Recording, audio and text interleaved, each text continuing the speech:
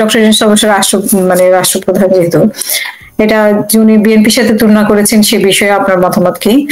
এটা আপনার কাছে জানতে চাই। আর তাছাড়া আরো কোনো ধাক্কা আসবে কিনা ভারত থেকে, যেটা দর্শকও জিজ্ঞেস করলেন, যে আমরা জানি যে সম্পর্ক ভালো হয়েছে, তার উপরে এই ধাক্কাটা, কিন্তু পরবর্তীতে আরো কোনো ধাক্কা আসতে পারে কিনা ভারতের পক্ষ থেকে?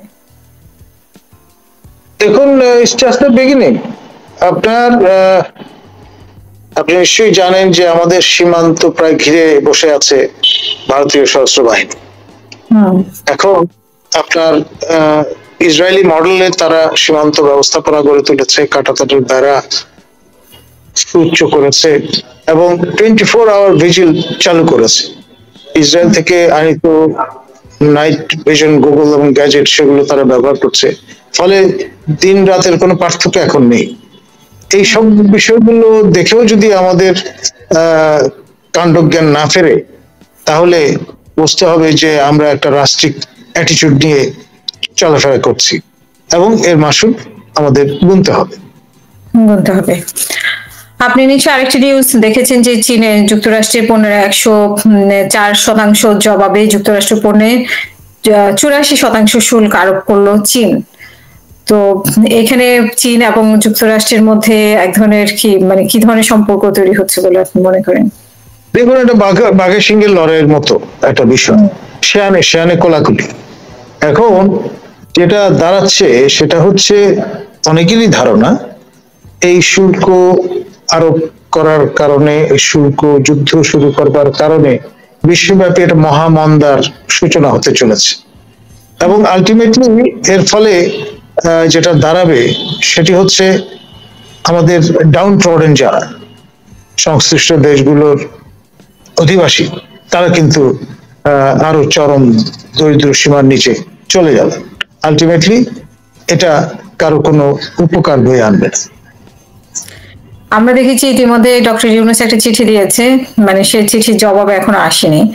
তো সেই চিঠিকে কোনো পজিটিভ উত্তর আশা করতে পারি কিনা? আমি ব্যক্তিগতভাবে মনে করি আপনার ইটস এ গুড ইনিশিয়েটিভ। কারণ হচ্ছে, হাত পা গুটিয়ে নিশ্চয় বসে থাকার চেয়ে চেষ্টা করা তো ভালো। আর সেই দৃষ্টিকোণ থেকেই আপনার এই পত্র বান নিক্ষেপ করা হয়েছে। এখন সেটি যদি আপনার কিছুটা পরিমাণে রেখাপাত করে ট্রাম্প অ্যাডমিনিস্ট্রেশনের মনে, তাহলে যতটুকু বেনিফিট পাওয়া যায় ততটুকুই লাভ। আর যদি নাও পাওয়া যায়, যা আছে তাই যদি নন নেগোশিয়েবল থাকে, তাহলে সুবিধা যেটা, মনের সান্ত্বনা তো আমরা খুঁজে পাবো যে আমরা উই ট্রাইড, হাত গুটিয়ে বসে থাকিনি। ধন্যবাদ। আমরা আরেকটি বিষয় আজকে দেখেছি যে বিএনপির পক্ষ থেকে ওরা 16 তারিখে দেখা করবে সুনির্দিষ্ট একটা রোড ম্যাপের জন্য, ডিসেম্বরের আগে জাতীয় নির্বাচনের রোড ম্যাপ। তো এই কিন্তু আমার মনে হয় এই সরাসরি বিএনপি মাঠে যতই বলুক না কেন, এই সরাসরি রোড ম্যাপের জন্য তারা দেখা করবে। তো এতে কোনো পরিবর্তন আসবে? তখন যেহেতু বিএনপি একটা কনফিউশনে পড়ে গেছে যে ডিসেম্বর থেকে জুনে যখন বলা শুরু করেছে, তখন কিন্তু বিএনপি বলা শুরু করেছে, ধোঁয়াশা নিয়ে শুরু হয়েছে, আদৌ নির্বাচন দিবে কিনা এরকম একটা সন্দেহ পোষণ করছে। আবার শোনা যাচ্ছে 5 বছর উনি থেকে যাবেন। এগুলোর মধ্যে আসলে যে 16 তারিখে আলোচনায় আসলে কি হতে পারে বলে মনে হয় আপনার? দেখুন, অন টপ অফ দিস যেটা বলে রাখা ভালো সেটা হচ্ছে, দুদু সাহেব একজন সিনিয়র নেতা বিএনপি, তিনি ইতিমধ্যে কিন্তু যেটি বলবার চেষ্টা করেছেন সেটি হচ্ছে, আমাদের মাননীয় প্রধান উপদেষ্টা তিনি নিরপেক্ষতা হারিয়েছেন এবং তার পদ ত্যাগ করে তার যে অনুবর্তী যারা দল গঠন করেছেন নতুন, তার ব্যানারে চলে যাওয়া ভালো। তো সুতরাং এটা তারই এই যে স্ট্যান্ডটা আপনার বিএনপি বা বিএনপি নেতৃবৃন্দের, তারই একটা অংশ এই পরবর্তী যে কর্মসূচি সেটি ঘোষণা করা। আরেকটা কর্মসূচিতে আমরা দেখতে পাচ্ছি যে ডক্টর ইউনূসকে নিয়ে 5 বছর থাকতে হবে বা 5 বছর থাকবে, তারপরে জাতীয় সরকারের কথা বলা হচ্ছে। তো সেখানে অনেকে আবার বলছে যে ডক্টর ইউনূস আসলে নির্বাচন দিতে চায় না বা নির্বাচন দিবে না। তো আপনার কি মনে হয়েছে যে জাতীয় সরকার করে আরো কয়েকদিন থেকে যাবে এই সরকার, সেরকম কোনো ইচ্ছা বা একটা পরিবর্তন এনে আর কি জাতীয় সরকার সেটআপটা চেঞ্জ হয়ে আসতে পারে? দেখুন, ইতিমধ্যে চাষী মামুন যুক্ত ফোরামের কর্ণধার, তিনি জাতীয় সরকার, বিপ্লবী জাতীয় সরকার গঠনের আহ্বান জানিয়েছেন এবং আরো দু একটি নতুন নবগঠিত দল তারাও কিন্তু একই রকমের দাবি তুলেছে। তো ফলে ঈদের জামাতে মুসল্লিরা যেই দাবি তুলেছেন তার সঙ্গে এই দাবিগুলোর একটা হয়তো যোগসূত্র আছে। তো সেই জন্য আপনার প্রিটেক্সট যদি পাওয়া যায় তাহলে সেটা কেন অ্যাভেল করতে চায়, প্রফেসর ইউনূস কেন ব্যতিক্রম হবে? ভারত নিষেধাজ্ঞা দিচ্ছে, আমরা কি নিষেধাজ্ঞা দিতে পারি কিনা, সুমন ভাই যে প্রশ্ন করেছেন। সেটা দিলে আমরাই ক্ষতিগ্রস্ত হবে। এই মাইন্ডসেট থেকে আমাদের বেরিয়ে যেতে হবে। আমাদের সৎ প্রতিবেশী সুলভ সম্পর্ক যাতে আরো উন্নত হয় সে ব্যাপারে আমাদের কাজ করতে হবে। Europe is the best example. তারা শত বছর যুদ্ধ করেছে কিন্তু they have come to their senses, এবং তারা আপনার এই যে যোগাযোগ কানেক্টিভিটি সেটা কিন্তু একটা চমৎকার মডেল তারা ডেভেলপ করেছে। আর যে পার্টির কথা, নতুন পার্টির কথা বললো, সেটাই আপনার কথার পিঠে তো কথা চলে আসে, নানা রকম কথা বলাই যায়, কিন্তু বিষয়টা হচ্ছে যে ধরুন কিছু মানুষ যুদ্ধবদ্ধ হয়ে একটা দল গঠন করবে বা সংগঠন, যেমন হিন্দু বৌদ্ধ খ্রিস্টান ঐক্য পরিষদ, যদিও মুসলিম মেজরিটি কান্ট্রি, মুসলমানদের কোনো অবস্থানই নেই সেখানে, মুসলমান বাদ দিয়ে বাকি যারা আছে তাদেরকে নিয়ে করা হয়েছে। এটা তাদের গণতান্ত্রিক অধিকার। তারা যদি মনে করে না তারা ভিন্নভাবে পরিচিত হতে চায়, তবে everyone has the right to be known in their own way. সমস্যা কোথায়?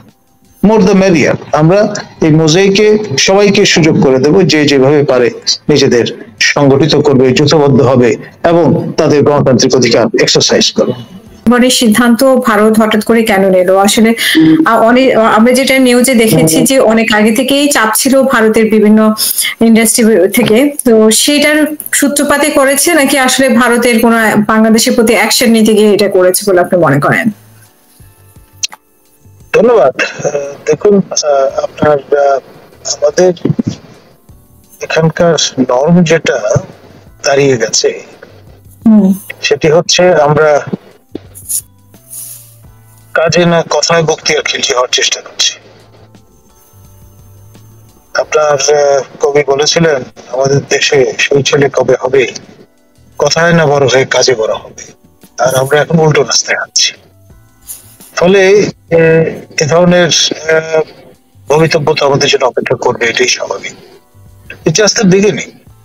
আপনার সৎ প্রতিবেশী সুলভ সম্পর্ক যদি বজায় রাখতে আমরা যেই ধরনের আচরণ এবং যেই ধরনের ন্যারেটিভ ব্যবহার করা দরকার সেটা করতে যদি ব্যর্থ হই তাহলে এভাবেই মূল্য দিতে হবে। এখন বিষয়গুলো এরকম, ধরুন প্রাণের প্রোডাক্ট, প্রাণ যে কোম্পানি, এর প্রোডাক্ট আমরা নেপালে পাঠাই, সহজে স্বল্প মূল্যে স্বল্প খরচে পাঠানোটা, স্থলভাগ দিয়ে পাঠানো সহজ। এখন এরোপ্লেনে যদি আপনি পাঠাতে পারেন, কিন্তু তাতে আপনার যে এজটা এখন থাকে সেটা থাকবে না। ভুটান থেকে আপনি এখন কমলা আমদানি করবেন, সেটা এরোপ্লেনে করে আনলে খরচ যে পরিমাণ গিয়ে দাঁড়াবে মানে এন্ড প্রোডাক্ট হিসেবে আমাদের ভোক্তাদের কাছে, সেটা স্থলপথে আনলে অনেক কম পড়বে, এটাই স্বাভাবিক। এখন এই বিষয়গুলো তো আমরা কখনো হিসাবে নেই না। যখন রাজনৈতিক বলি বচন আওড়াই, চোখে চোখ রেখে কথা বলবার ঘোষণা দেই, এখন মানে আমদানি রপ্তানির যে ফারাকটা সেটা তো বুঝতে হবে আমাদের, আমরা কি পরিমাণ রপ্তানি করি আর কি পরিমাণ আমদানি করি, অসম একটা অবস্থা। এবং এটা হলো আমরা চারদিক থেকে ভারত পরিবেষ্টিত বলা যেতে পারে, সামান্য একটু অংশ স্থল এবং জল সীমা মিয়ানমারের সঙ্গে, তাও আবার সেই মিয়ানমারের দখলে নেই ওই অঞ্চলটা, এখন আরাকান আর্মির দখলে চলে গেছে। তো ফলে এই রিয়ালিটিটা আমরা মনে রাখছি না, রাখার কারণে এই রেটরিক্যাল কারণে, মানে খেয়াল করে দেখেন ভারতের মাননীয় প্রধানমন্ত্রী নরেন্দ্র মোদীর সঙ্গে আমাদের মাননীয় প্রধান উপদেষ্টা, যে প্রধানমন্ত্রীর মর্যাদায় দ্বিতীয় ইন্টারিম সরকারের প্রধান হিসেবে ক্ষমতায় অধিষ্ঠিত, যেই বাক্যালাপগুলো হয়েছে স্বল্প সময়ের বৈঠকে, তাতে কিন্তু তাগাদা প্রদান করা হয়েছে রেটরিক যাতে আমরা চেঞ্জ করি। এখন কি শুনে কার কথা? আমাদের তো ওই যে মানে কাজে না কথায় আমরা বড় হওয়ার চেষ্টা করছি। এখন রিয়ালিটি এমন একটা জিনিস, আপনার এই যে মানচিত্র, এই যে সীমা, সেটা স্যার রেডক্লিফ তাদের রোয়েদা যেটাকে বলে বা অ্যাওয়ার্ডের মাধ্যমে নির্ধারিত করে দিয়েছেন। এবং এটা ফরএভার, যতদিন পর্যন্ত এই রাষ্ট্র বর্তমান আপনার অবয়ব নিয়ে টিকে আছে ততক্ষণ পর্যন্ত এটা ভ্যালিড। আর আমরা তো মানে স্লোগানগুলো তো সেই রকম ভাবেই দেই, বাংলাদেশ জিন্দাবাদ, ঠিক আছে, মানে চিরজীবী হোক বা অনন্তকাল বেঁচে থাকুক। এখন যখন কথা বলি বচন এভাবে দিচ্ছি এবং সেটা বাঁচিয়ে রাখার জন্য যা যা দরকার সেটা কিন্তু করছি না, ঝামেলাটা তো সেইখানে। এখন বাণিজ্যিক কতগুলো বিষয় আছে, তারপরে আপনার লাভালাভের একটা বিষয় আছে, সে বিষয়গুলো তো আপনার হিসাবে নিতে হবে। আর আপনার দেশটা চলবে কি করে? আপনার যদি হার্ড কারেন্সি আপনার না থাকে, আপনি যদি দুটো মাধ্যমে আপনার মূলত হার্ড কারেন্সি আর্ন করেন, একটি হচ্ছে আপনার রেমিটান্স, আর একটি হচ্ছে আমাদের অ্যাপারেল ট্রেড। এখন অ্যাপারেল প্রোডাক্টও তো আপনার ওভারল্যান্ড যেতে পারে বা যাচ্ছে, ভুটান বলুন, আপনার নেপাল বলুন, এই যে মার্কেট, সেগুলো এক্সপোর্ট করতে পারি আমরা, তাই না? শুধুমাত্র নর্থ আমেরিকায় কেন অ্যাপারেল প্রোডাক্ট যাবে, কিংবা আপনার ইউরোপে কেন শুধুমাত্র যাবে? ডাইভার্সিফাই করতে পারি, সেই ক্ষেত্রেও কিন্তু সুযোগ কমে গেল, সীমিত হয়ে গেল, বন্ধ হয়ে গেল সুবিধাটা। এবং আপনার যত দিন গড়াবে, আমরা যত বেশি পরিমাণে বৈরী মনোভাবাপন্ন হয়ে উঠবো বা প্রতিবেশীদের সঙ্গে প্রতিবেশী সুলভ, তো এই ধরনের বাসন আমাদের দিতেই হবে, এতে কোনো সন্দেহ নেই। এখন ব্যক্তি ধরুন জয়াল আমজাদ, তো তিনি আপনার প্রাণ যে কোম্পানিটা আছে সেটির ইনিশিয়েটর ছিলেন, তার উত্তরাধিকারীরা বর্তমানে এটা দেখাশোনা করছে। এখন তিনি বা তার পরিবার যেহেতু কাদিয়ানি ব্যাকগ্রাউন্ডের, সেই বিবেচনায় যে লাভ হলে একটা কাদিয়ানি পরিবার লাভবান হবে, তো তাদের মাধ্যমে যে প্রচুর পরিমাণ লোক এমপ্লয়েড হচ্ছে এবং মাসের শেষে যে বেতন, সেই বেতনের উপর নির্ভর করে এতগুলো পরিবার টিকে আছে, সেই বিবেচনা বোধ যদি আমরা ভুলে যাই, তাহলে তো সমস্যা যেটা আছে সেই তিমিরেই থেকে যাবে, তাই না? আমরা এর আগে দেখেছি যে উনি যখন বিমস্টেকের আগে উনি যখন বেইজিং এ উনি যখন গিয়েছিলেন, তখন উনি সেভেন সিস্টার নিয়ে ল্যান্ডলক কথা বলেছিলেন। তো সেটা কি মানে সেটার ক্ষোভ হিসেবে নাকি আসলে চীনের বৈঠকের পর? সেটা হচ্ছে যে যে টেরিটরি আপনার না, সেই টেরিটরি নিয়ে আপনি যদি বয়ান দেন, তারা শুনবে না, মানবে না।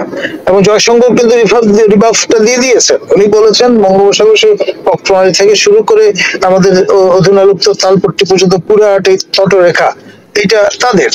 এখন আপনি যদি জিওগ্রাফিক্যালি মাপ যোগ করতে যান, তাহলে দেখবেন যে আমাদের জলসীমা বঙ্গোপসাগরে কতটুকু আর তাদের জলসীমা কতটুকু, সেটা তো আপনাকে বিবেচনায় নিতে হবে, তাই না?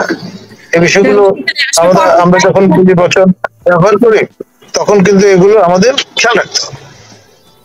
মানে পর কয়েকটি ঘটনা, একটা হচ্ছে সেভেন সিস্টার নিয়ে মন্তব্য এবং সেটার প্রতিক্রিয়া কিন্তু ভারত ভালো দেখায়নি।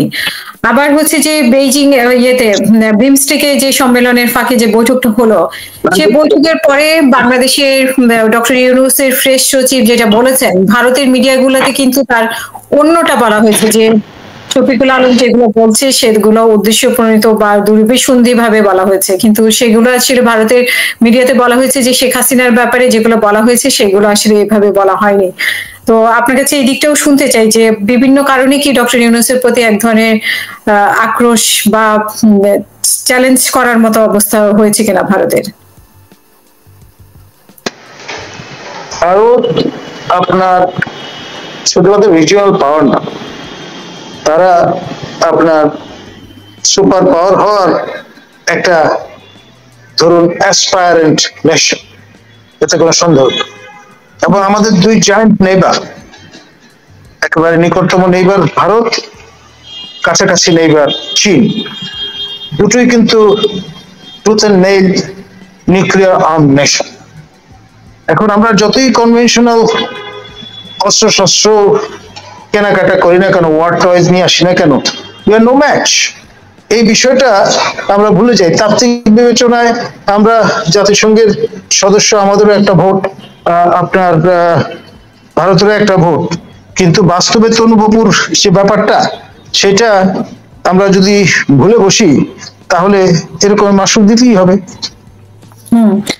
মানে আমি আপনি আমরা এই প্রোগ্রামটায় যে কথাগুলো বললাম সেগুলো অনেকের পছন্দ হবে না, তাই বলে আপনি মানে ঝামেলার সম্মুখীন হলেন, আমি ব্যক্তিগতভাবে ঝামেলার সম্মুখীন হলেন, তাতে হয়তো মনের ঝাল মিটবে কারো, কিন্তু এই যে রিয়ালিটি সেটা তো অ্যাড্রেস করতে পারলেন।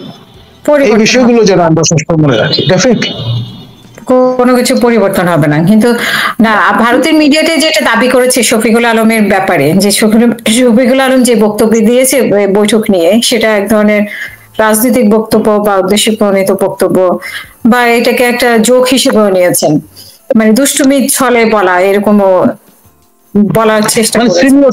সিরিয়াসলি বাইন্ডিং বলে মনে করেননি, তারা গ্রহণ করেন। তাদের পক্ষ থেকে কি কথা হয়েছে, কিন্তু শফিকুল আলম কেন স্পষ্ট করে বললো না আসলে এক্স্যাক্টলি কি কথা হয়েছে?